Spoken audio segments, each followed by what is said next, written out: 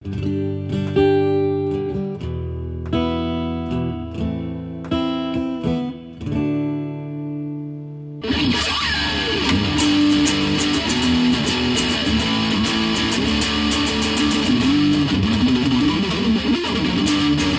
because it's facing outward. It's not facing inward like when it was. It's just so funny because it's going.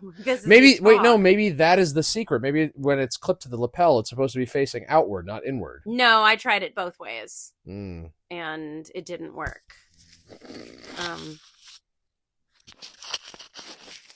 Whenever you're good, you good? I'm fantastic. Give me a high sign. All right, do it. Hello. All right.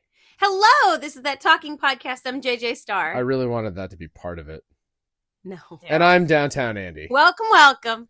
We're here to talk and bring some civil discourse to an otherwise discord. Why don't you tell them why you're giggling? Because I have figured out the secret to life. You didn't even give me a chance to answer that before you interrupted me. So sorry. God damn it. What's the secret to life? The secret to life is that the best microphone angle is when it's clipped to my beard. You look like a fancy lad, too, because it looks like you got a little bow tie. Yeah. She just threw my shit up in the air. Like, you're sitting there with a back scratcher. I'm sitting here with it. The microphone is an extension of who I am now. Well, I can't wear mine like a little bow tie. I mean, you could clip it to the ends of your hair. No, I don't like that idea. I don't really like this because every time I talk, like I can feel it tugging on my chin. I'm watching it bounce around, yeah. But the funny thing is that it actually comes through really well. Well, so far so good. Yeah. Well, you figure it out as you go. I don't have to hold a microphone stand ever again. But you do have to follow rules, right? Because we do have 3 rules. That's a great segue. Right? 3 rules. Simple rules for the sake of civility. No judgment, nothing personal, and don't be a dick. Hey, we're back in the bed. We are back in the bed. We did some rearranging for the dog. Moved that chair yet again. That was kind of cool though. That was almost like your therapist's chair. It was nice having it there. But it started to get way too crowded in here. So I'm glad it's back.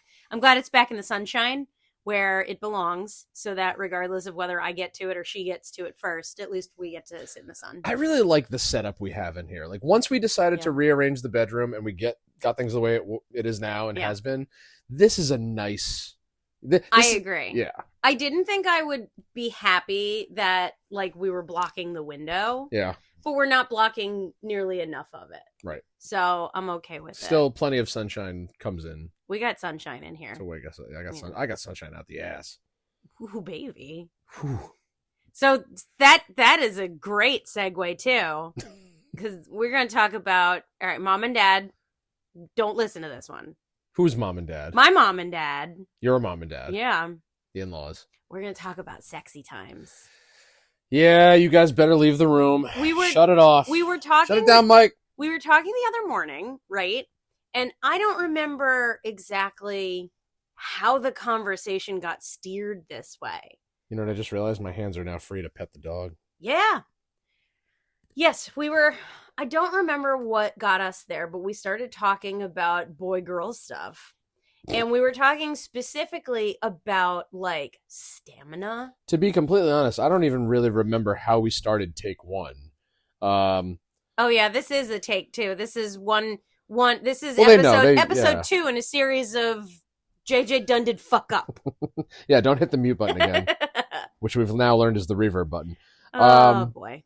No, it's slowly coming back to me why you wanted to talk about this, because I came to you... Why I wanted to talk about it? Yeah, this was your idea.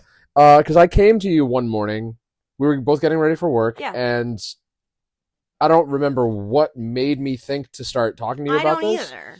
But the common misconception, or the preconceived notion, whatever it is something about going all night. Yeah, it's implied that if a guy does not perform at length, then he's not much of a man. I wish I knew what started this conversation. Started this conversation, or what started that misconception? No, this conversation, because we did put a pin in it so long ago, right? That but we're gonna take it from the top. We're gonna start fresh. But yeah, no, it's a young man's game. I've heard tell. Is it a young man's game, or is that just what people want you to believe? Well, you were a young man once. Yeah. And I'm still a man, and people, guys still talk tough about, their past exploits. But do they talk about it? Like, I mean, what do girls talk about? Tell me what girls talk about. Oh, we talk filth. Of course you do.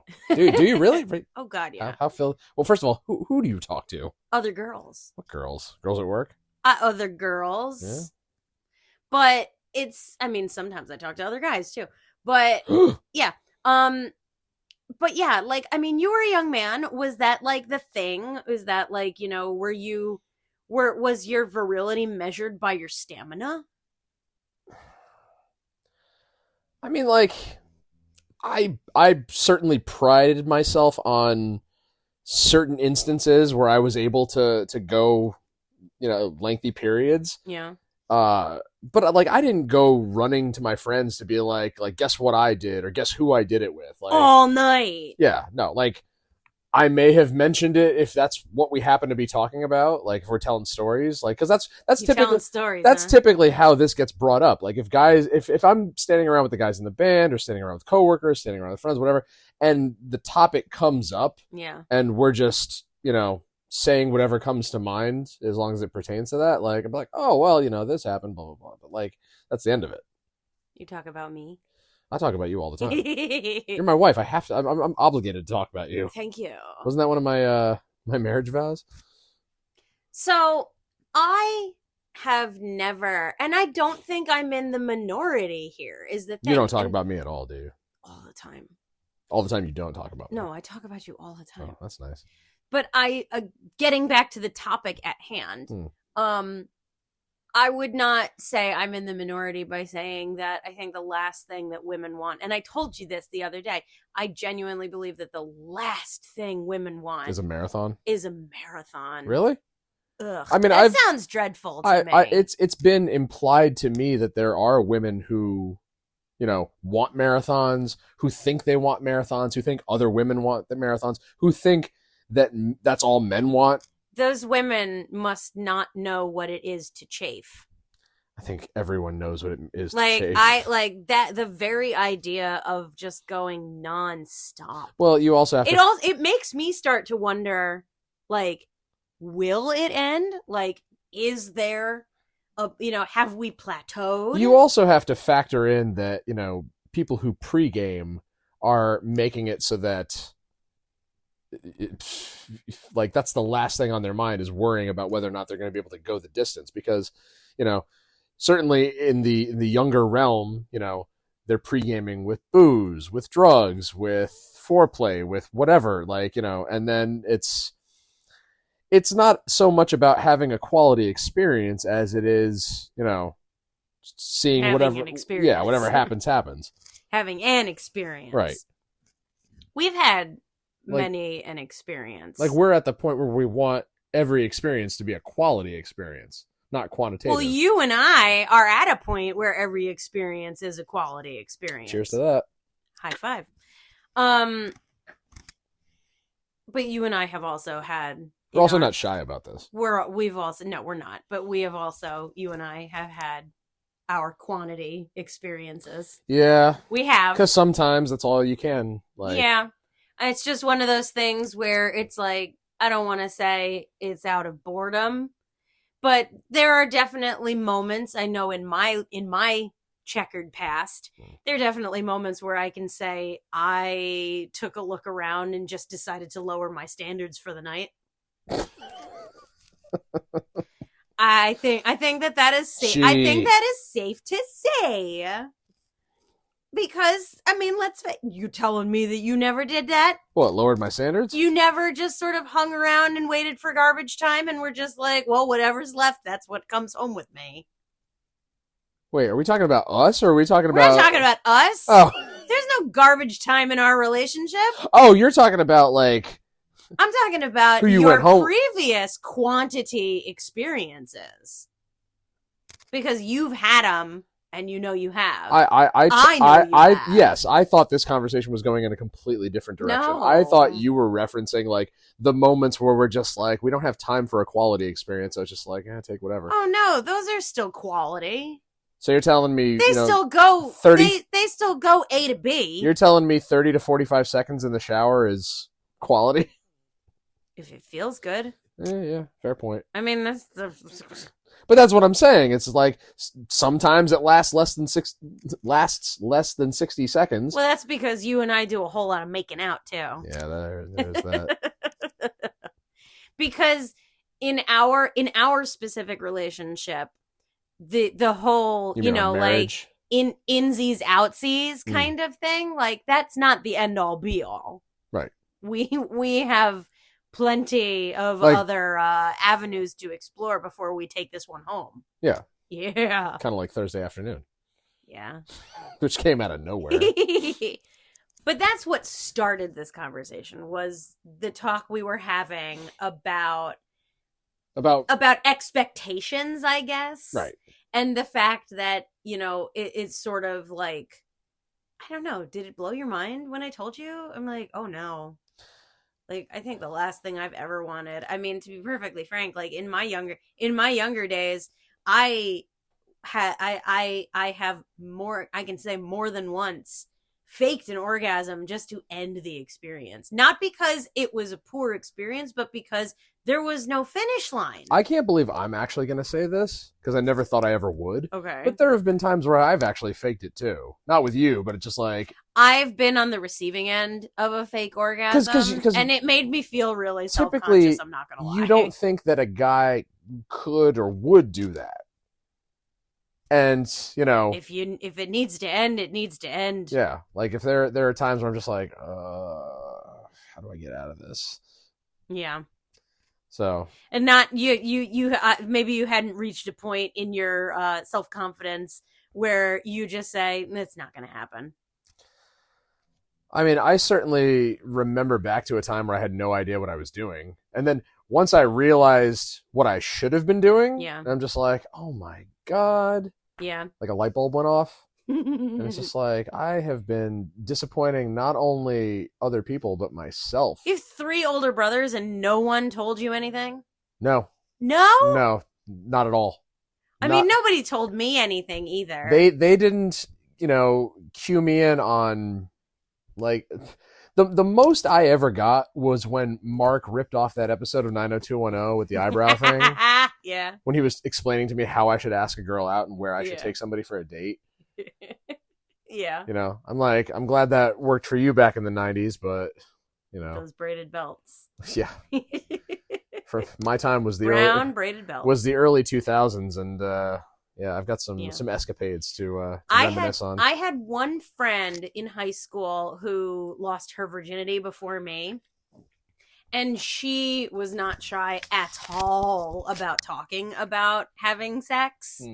And I think that was really my only like source, I guess. My sister taught me. I did ask my sister when I was in middle school how to French kiss. I asked her how to do it, and she told me, and I was like, that doesn't sound right, but I'll give it a shot. I remember kids talking about that in 4th grade. Yeah, like... No? No, not with me. No, it was as soon as you got... There was a very distinct line drawn between, like, elementary school and middle school. Middle school was when it was like you were expected to have a boyfriend. You were expected to do certain things and everything like that. Like, those things were never even on the table in 5th grade. And then boom, 6th grade comes and it's just like, okay, start impressing people. See, I remember having crushes in 6th and 7th grade and then not being able to, approach anyone, like not seriously. And then in 8th grade is when I got my first kiss. And then I never saw that person ever again. Ever again. And I'm just like, wow. And then I didn't get my first like real girlfriend until sophomore year. Yeah. Yeah. Well, what constitutes being a real girlfriend? Like we were exclusive. That's it? That's the only prereq? It was like... Did you have the sexy times? Not in the traditional sense, no. Like, we fooled around, but like... stuff? No, we didn't have sex. I don't know what you're talking about in not the traditional sense. We made it to third base, and that was it. Hand stuff. Yeah. Okay. And by the time I broke up with her 2 months in, she was just like, oh, and I was totally going to let you go for a home run. And I'm like, boy, am I glad I dodged that bullet. People listening to this podcast know who this is and are going to know what she's doing right now. And again, dodged a bullet. Because I got my first real boyfriend in 7th grade. I mean, we also did hand stuff. Listen, it's not like I didn't want a girlfriend in middle school, but again, like, the ones that I was interested in, I perceived to be out of my league. And this guy I still think was out of my league. And I was so afraid of rejection at the time. Yeah. Like, I let them both know that I was interested, but, you know, they probably also were aware that they were out of my league, and they're just like, yeah, I'm not giving you the time of day. Well, I mean, you can give somebody the time of day without having to do hand stuff. Yeah, but we never even made it that. Like, again, until 8th grade, I hadn't done anything with anybody. So. I mean, you say 8th grade. I'd kissed a guy before 7th grade. I had a girlfriend in kindergarten. Yeah. Like, this girl would come over to my house and, you know, fucking... I knew a dude in kindergarten sat next to me, and he kept serenading me with the theme song to Teenage Mutant Ninja Turtles. So, and to this day, and I think somewhere around the time we were freshmen in high school, I did ask him in earnest, were you flirting with me? Like, I don't know, maybe he was. Have you ever, like, gone, like, you remember how we were watching the movie earlier? And, yeah. Like, have you ever gone back and questioned or, like, explored, like, the possibilities of, like, people you knew way back when and be like, why didn't we date? Or why didn't you ask me out? Or ever been curious? Yeah? Oh, yeah. Yeah. Oh, yeah. That guy in particular, actually. The one who sang Ninja Turtles to me. Did you ever date anybody from way back when, like, long after the fact? Well, I have you. That's different, though. Like, we met as adults, we dated as adults, you know, like, yeah, we didn't know each other really in our youth. Did I? I don't think so. Well, okay. So there was in 8th grade, okay, when we were 14. Yes. There was a dude who we grew up together. And, you know, we used to, you know, ride the bus and play and everything like that because he lived down the street with his cousin from my grandmother. And we were like our little clique in you know, when we were the C-Corps kids. So we had our little clique and everything. And then in 8th grade, out of nowhere, one of our mutual friends was just like, he wants you to be his girlfriend. And I'm like, for real? And I'm like, that's weird. Okay. And I just went along with it. And he was a very awkward kisser. So, like, I was sorry to break up with him. I'm not going to lie. I was sorry to break up with him when I did. But I'm just like, he's just such an awkward kisser. See, I don't understand what constitutes, like, good or bad. Like, I think that's entirely subjective. Like, it depends on the person. I think it depends on the way it makes your downstairs feel. But, well, I mean, so, like, when you talk about being good or bad, like... At least as far as I'm concerned, it's just like, are you animated? Do you know how to, like, move your lips? Yeah. This dude chewed on me. Okay? That was weird. Like, instead of moving his lips, he moved his teeth. He went like... But, like, you always heard people talk, like, you know, are you good at it? Or is he a good kisser? Is she a good kisser? It's just like, and I've always wondered, like, what makes it really good? Well, I mean, it is subjective, obviously. Like, for me, it's, you know, how romantic, like, how much romance is involved? Like, how much, you know... I think, it's not like a skill that you can really, like, practice. No. Like, my first French kiss... Yeah. I remember was that boyfriend that I had in middle school. And quite literally, like, I mean, I didn't know what to do. So I just sort of let him lead. But when drool started, like, falling out of our mouths, like, between, like, my cheek and stuff like that, I'm like, he's probably a bad kisser because I don't think this should be happening. You're talking so far back at this point. Like if I try to recall anything pre like junior year of high school, it's damn near impossible. Well, don't even think about it as kissing then, because that goes all the way back. Okay, surely, you understand having bad sex. Yeah. Right? Yeah, I've had many a deer in headlight. That, granted, it's subjective also, but like, what to you constitutes bad sex versus good sex?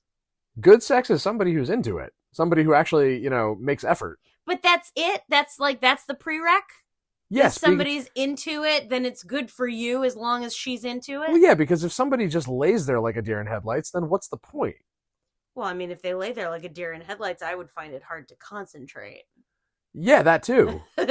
Like it's because if somebody doesn't know what to do or what they should be doing, or or if they do nothing at all, like it's frustrating because, well, if my perception of another person is they're not going to do anything, then if somebody's not doing anything, then my perception is they probably don't want to be there.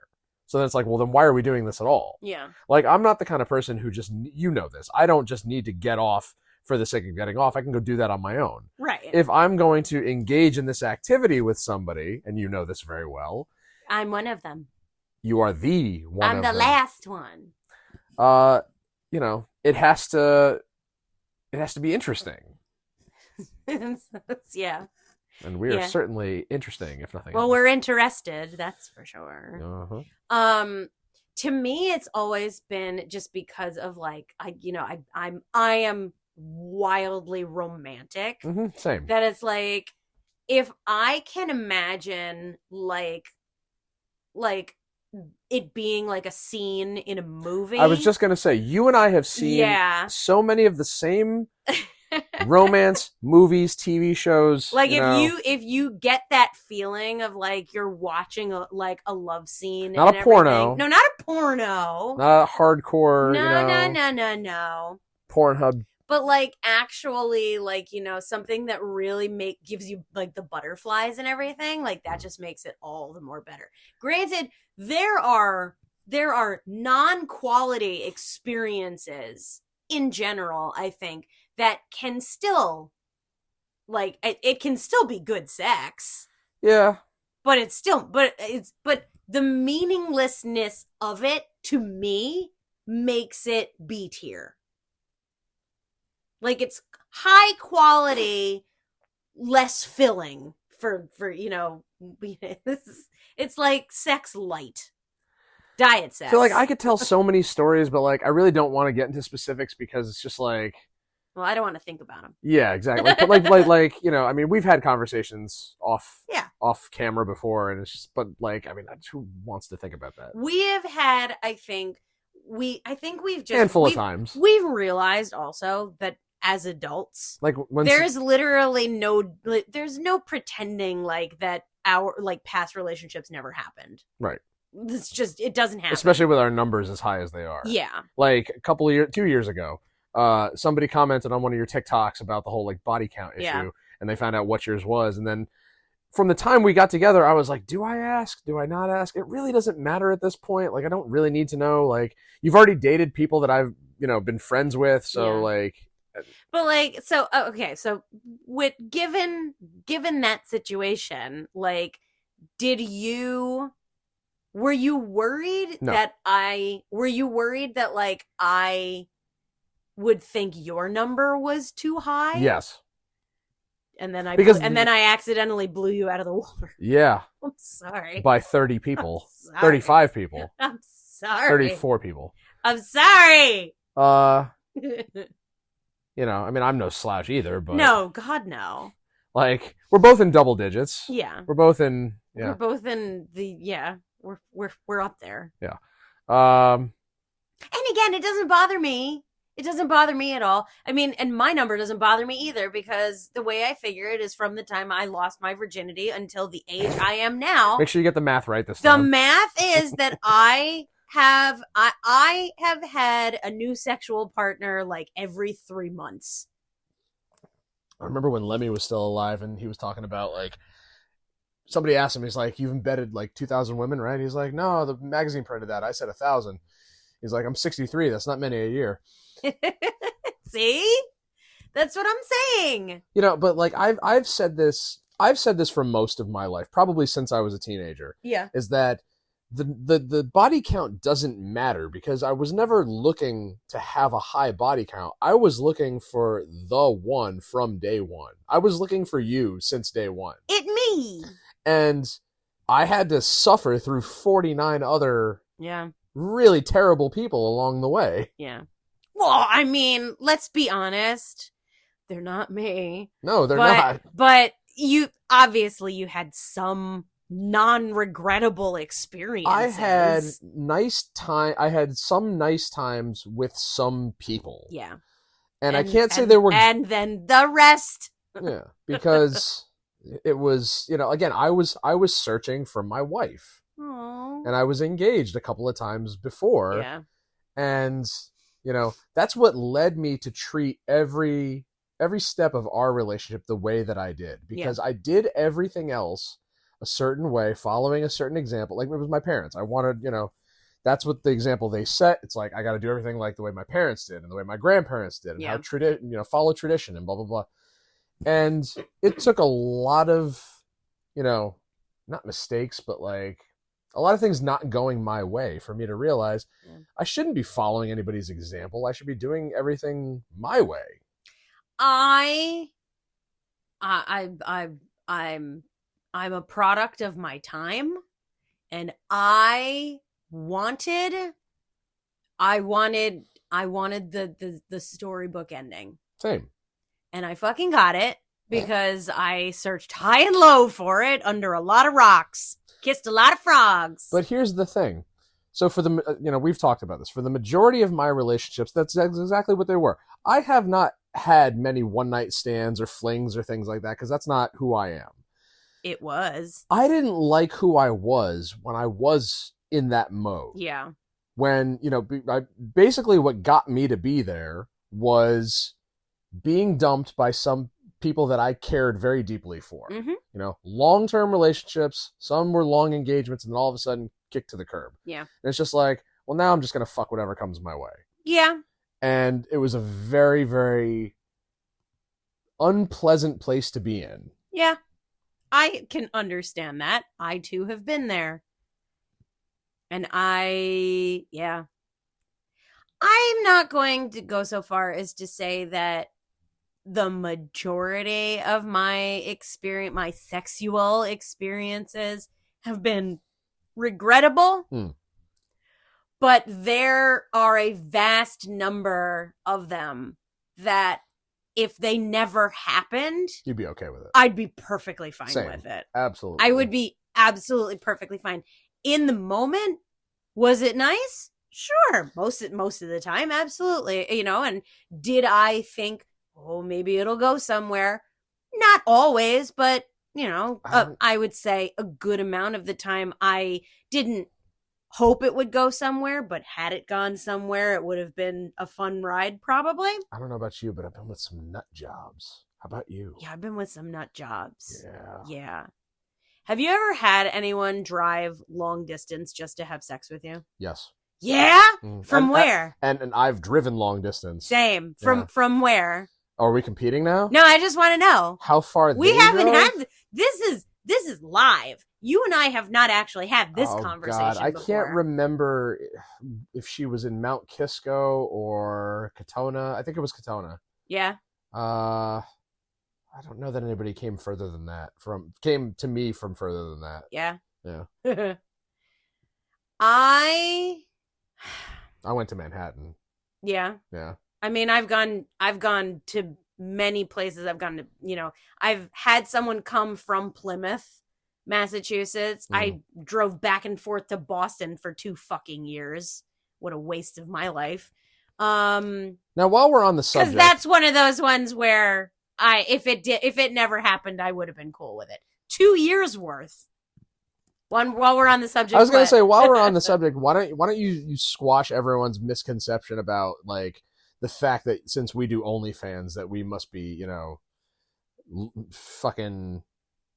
What, that we're nutty? Yeah. Oh no. We are a husband and a wife, and we make it a love, and we let other people look at it. Well, we used to. We used to what? We used to do that a lot more. Well, we used what? Make it the love or videotape it? Make it the video. Yeah.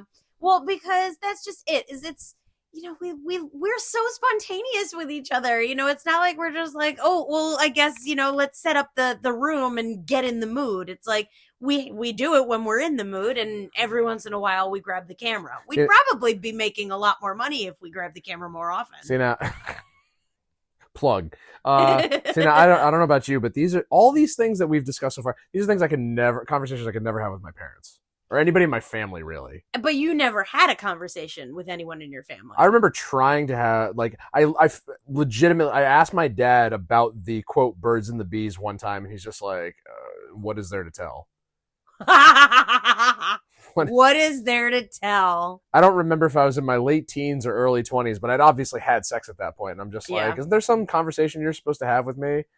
And he probably said something to the effect of, like, you've been watching too many sitcoms. Yeah. I was never given the talk. I remember in 5th grade, they pulled all the girls out of class one day to, show us the video. And then, we learned about it in middle school and then more in high school. But no one actually had the conversation with me. Like, again, like I didn't talk to my sister about it. I didn't talk to my parents about it. When I was 17, my mother just randomly one day asked me, you've had sex, right? And I said, without even blinking, I just went, yeah. And she just went, I thought so. Like, and that was the birds and bees talk that I got. I'd lost my virginity 2 years prior to this. I'm pretty sure she knew that, but we never bothered to have a conversation about it. See, I mean, again, and then the rest of everything I learned from, my friends, I guess. Again, never had any conversations along these lines with my mother, but once Henry was on the way, I'm just like, well, I can't fucking hide it anymore. No, not anymore. Cat's out now. Yeah, can't deny it. It's like you look at your brothers and realize you can't deny your parents did it. I mean, I don't know about them and their friends, but like, we were always led to believe that, they only ever did it for procreation. Yeah. And my friends always took it one step further. Like, I bet they did it, through a white sheet. When I was on the brink of getting married the first time, my mother and I were just up late in the living room one night, and this woman, your mother-in-law, just spilled so much tea about the sex that she had and stuff like that. Not just with my dad, but also with my dad in the house that I grew up in the room that we were sitting in. And I was just like, I'm not sure this conversation went in the direction I wanted it to. Your father-in-law and I, okay? Yeah. We never drink together. Like, we don't, like, No. he doesn't drink like I drink, No. okay? He has a drink, maybe two, to relax, feel good after dinner, whatever, okay? One night when Mom was sick and, I was helping them run errands and stuff, he's like, I want to take you out to dinner. I'm like, wait, what? Really? Okay. We could just go get dinner. I don't know why you need to take me to dinner. Yeah. But we went out and we're sitting there and, we both ordered our usual drinks with dinner. And we're sitting there sipping on them. And I think he must have had a little too much because one thing led to another, and he started spilling stuff I never expected to hear. Yeah. Along the lines of like some trip that they went on and how he tried and she shot him down, and I was just like, "Try? Whoa!" And this is when they were in their, their late 60s, early 70s. Oh my! And I'm just like, because I think I probably called him out for not being like as romantic in his older years as he did when he was young. I'm like, Mom wants you to be romantic. Mom just wants you to tell her you love her. Like, is that so hard? Like,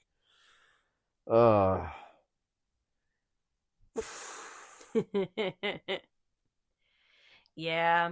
What's funny is that actually like a week and a half after my mom had that like late night talk with me. We were just at the grocery store together, and I just threw a box of condoms in her cart, and she just goes, "Thank God." Did I ever tell you about the first condom I ever saw? That was a funny one. The first condom you ever saw? So Mark goes to college, and I get my old room back. Oh, no. All of his stuff was still in the closet, so I'm cleaning out the closet, making room for my stuff. Yeah. And we had the old cassette tape, like, drawers. Like, you pull out the drawer, it's got a slot for each one. And I opened it up, and in there with his Trickster and Motley Crue and Poison and all that other shit is a pack of Marb Lights with one left, and a Trojan. I can't remember what else. I think it was that fucking Rolling Stone I told you about with Melissa McCartney on the front. McCarthy. And I brought the condom and the cigarette down, and I'm like, Dad, I think we need to have a talk about Mark. That's like my little Sailor Moon lunchbox. Where did you get that? My little tin lunchbox that I used as like a purse when I was in 8th grade because I'm a little goth kid, and that's what I carried around. And I guess it had been in like a box in my parents' basement for a long time. And then I found it one day and I'm like, holy shit. And this was like when I was in like my mid to late 20s. And I was like, holy shit. But it has a little tiny padlock on it. I don't know where the fucking key is. So I asked my dad, I'm like, do you have anything that can pick this lock? Oh, yeah, I remember that. And then my dad gets the lock off and finds inside a collection of empty dime bags. An empty pack of Cools, and a small assortment of condoms. And I'm like, oh, well. Did you ever get busted in on? I don't think, I mean. You gonna tell the grandma story? No, it wasn't. I don't consider that being busted in on. I mean, we kind of were. Okay, but, like, but have you ever actually like been walked in on? I'm going to say no, technically. Like, have I been walked in on during inopportune moments? Yes. I've been naked. I've been naked under blankets. My mom busted in on me when I was 19, and I went on one date with this one dude who, I mean, this was like a year in the making. So this was like a big date. And he took me back to my parents' house, and we were fooling around in my bedroom, and we were just fooling around. But like at some point I was like straddled on top of him, and my mother just opens the door, and the two of us just look at her simultaneously, like, just like, and I was like, hello. She's like, I'll make the coffee. And literally she just walks away and leaves the door wide open, to which my date said 2 things. 1, I think it's time to go. And 2, I don't think your mom likes me. And to be fair, my mother didn't like most of the boys that I had been with. I'm going to end it on this. You're going to end it on this? I'm going to end it on this. Yeah?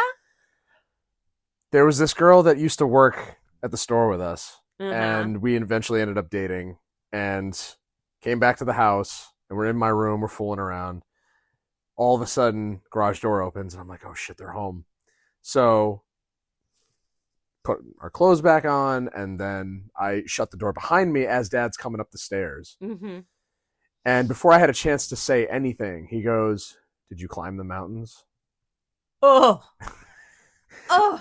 And I couldn't get the words. Lord. And he goes, yep, you climbed the mountains, didn't you? That's not like how you referred to this woman while you were at work, was it? She was very well endowed. Yeah. So much so that friends, family, customers, everyone had a comment at some. Yeah. Because of this one in particular, to me, there is such a thing as too big. Yes. Yeah. Yes. As a woman, I can also tell you, there is such a thing as too big. Yeah. Because I can tell. See, and these are the misconceptions that we started talking about originally. The idea that you have to be huge, that you have to be, you have to last forever and everything. None of these things are generically inducive to a pleasurable experience. See, I remember being young and embarrassed about feeling inadequate or ill-equipped or whatever it was.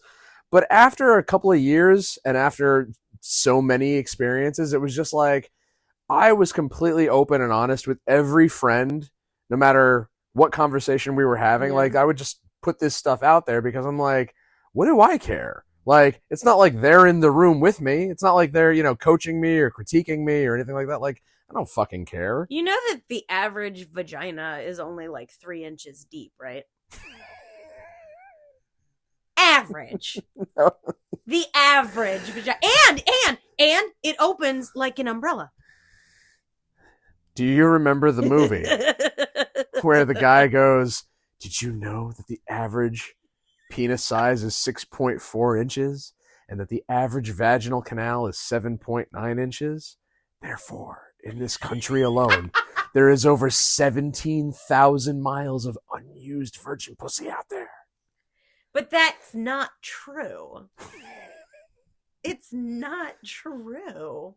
I remember being... Did you know that 78% of girls who have fake tits who are involved in boating accidents do not drown? That sounds like a statistical accurate. Yes, that sounds statistically accurate. Same movie. But yeah, first of all... I thought I was going to end it there, but never mind. First of all, yeah. Yeah. No, you're good. You're good. You're good. Yeah, you're fine. You're doing okay. Yeah, we're going to talk more about this in a little while. Oh. I feel like we nailed it a lot better with take one. Probably. I don't know. We should have written. We got a little scattered, but I mean, we could talk. This is one of those things we talk forever. This is definitively one of the things that we could talk about for hours because we have had conversations about this before where we have ended up going off on so many tangents. I think we went off on a lot of but here's the thing. This podcast is supposed to be about civil discourse. Yeah. This is the most civil we possibly could have been because this is a very uncomfortable subject for a lot of people. I mean, let me ask you out there in podcast land, how many of you can look at your partner dead in the face and ask specific questions about sexual experiences that do not involve you? I have been in a multitude of relationships in my time, and I can tell you, I have never wanted to hear, I mean, I don't want to hear about it from you either, but I've never felt comfortable anyone that I was in a relationship with, like talking about someone who wasn't me. I've gotten back together with exes after like either I broke up with them or they broke up with me and then gone and seen other people in between. Mm-hmm. And then, they give me a hard time. Yeah, because you're supposed to pretend that it never happened. That anything in between. Yeah, exactly. Yeah. And I'm just like, what do you want from me? Counts. If you hadn't ended it, then it wouldn't have happened. Exactly. But you made a very interesting you made a very interesting point to me a long time ago that made a lot of sense. And you said that everyone is somebody's ex. Oh yeah. Like I've dated a lot of people that were exes of friends of mine. You are the ex-girlfriend of a bandmate of mine. Like there's no way especially as you get older, that you're ever going to be able to not date somebody's ex. Yeah. I mean, even if you don't know them directly, but like, I think that actually makes being in a committed relationship, first of all, it makes it easier. I've watched friends of mine date my exes, like one after the other. Yeah. Get ready to get sick. I watched the same 5 guys in the same order date 2 of my exes one after the other. You told me about that. Same 5 guys. So one guy dates one, they break up. Then he goes and dates the other. Second guy dates the first one, they break up. Dates the other, and it went all the way down. I was by the end of it, I was like, pfft. We were filming a scene for a slasher movie that Rob was doing. Yeah, in the snow, in the middle of like an abandoned old camp, and we had to hike a ways and we got into one of the cabins, and written on the wall, Someone just wrote, Trisha had a rainbow party here. And I don't know why, but that's literally all I'm imagining right now. It makes me wish I could remember what they wrote on the gazebo that they had to paint over. Someone loved somebody. And why would they paint over that? That's beautiful, man. Yeah, it's beautiful, man. Say, would you like a chocolate-covered pretzel? Oh, my God. This was a good talk. This was a fun talk. This was a fun one. And I mean, this could go on. And, but as we said, not all of these experiences have to last forever. That's all you have, Johnny, is the experiences. That's all there is. And now we're going to go back and finish watching Grumpy Old Men. And then you realize that you're not 81 anymore, and you start counting the minutes rather than the days. All right. I think you've broken fair use at this point, so we're gonna move on. That's how we keep Burgess. Is it Burgess or Burgess? Burgess. Is it? Yes. I can never get it right. Well, now you will, and keep his memory alive. Yeah, and thank you out there in podcast. I'm gonna go make a bacon sandwich for listening to That Talking Podcast. We're closing in on the end of season 1, year one. Here at TTP. The new theme song is in the can. Yeah, we've got new cover artwork. We're going to have merch coming out. We're going to have video. We're going to be videoing this podcast. It's going to be going up on the YouTube channel that we stopped promoting ages ago. To give credit where credit's due, the Tax Collectors and Harlots did the theme song. Thank you. And our drummer's brother, Corey, mixed and mastered it. Thank you. And yeah. And as far as plugging stuff goes, we have April 26th coming up at Dead Language Brewing in Hartford, Connecticut, the wrestling show. We had a great time at Toad's Place. We had a great time at Eddie's. Yeah. Raised some money for some good causes. Yeah. It was a fun time. Yeah, you sold some paintings this weekend. I did sell some paintings. Thank you. Thank you to the whole team at Coat of Arms Tattoo in Bethel, Connecticut. Find them. Find me. Find Love Hard Art. On social media and buy my shit. I've been getting a lot of Oh, you also booked the tattoo convention. I did. Yeah. I booked the tattoo show, yeah. And I'm gonna have a whole bunch of new stuff. So definitely stay tuned. Check out the shop and the web store and everything, for all of the old stuff and what's left of all of my of last year's crop. Oh, and allow me to have a moment on a soapbox real quick. Okay. I have been sending out email after email to everybody that I possibly can, trying to get us booked on stuff. Okay. Yeah. Now, I understand that a lot of places, a lot of, whatever, they want established acts. They want people who are going to draw. I understand that. You're running a business. You have to maintain your business. You can't garner business, and acts can't get more established if they're not able to hone their craft. So I'm either getting ignored or I'm getting emails, oh, you're not really what we're looking for, or maybe next time sort of deal. Yeah. So if you happen to check out our socials, you will see the pictures where we got quite a lot of people to come out for these back-to-back shows that we just did. Good. And I think anybody would be more than happy to have us play your backyard barbecue, your bar mitzvah, your any mitzvah. You played my wedding. We did. I did. Incidentally, it was your wedding. Incidentally, I know how you feel about all this Christmas business. So, yeah, we got a whole bunch of fun shit coming up in the next couple of weeks. Book the two of it. Book the Tax Collectors and Harlots. Book Love Hard Art. It's a family affair. It is a family affair, and we are going You look pretty good repping that shirt. Thank you. We got more likes on that than anything else. Yes, because the internet likes my body. It sure does. That's why I'm hoping that the internet listened to this episode. This room likes your body.